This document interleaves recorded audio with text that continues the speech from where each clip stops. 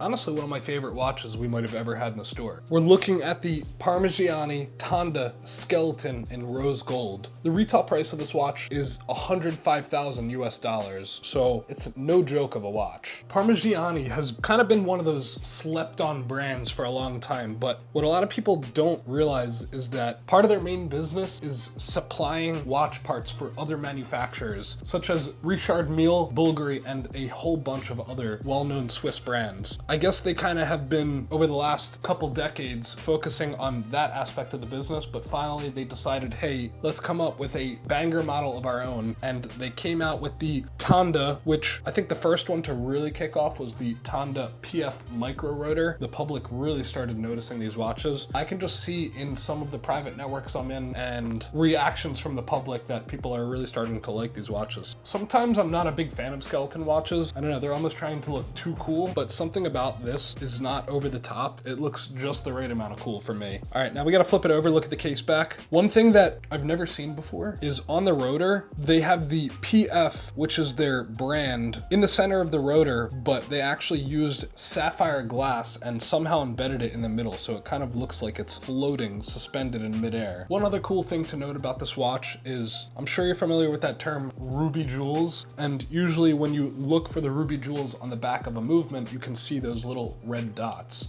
But Parmigiani on this particular model wanted to go for this monochromatic colorway, and they actually used clear sapphires for the ruby jewels. So when you're looking for them, it's almost like they're invisible, but when you look closely, you can find them. They're clear sapphires. The case is 40 millimeter wide, which is for me personally a perfect size. And the watch is super thin. Like a lot of brands, when they make a thin watch, they call it ultra thin. They could have done that with this thing, but they didn't. It's just a feature of it. This watch retails for $105,000 and we can sell it for $61,000. So you're getting it for about a 40% discount. You know, you go for a sports model on a bracelet from AP Patek, Rolex, and you're gonna be paying over retail, whereas something like this, you can get a huge discount. If I had to bet, I would say that this line will be something that continues to gain traction over time.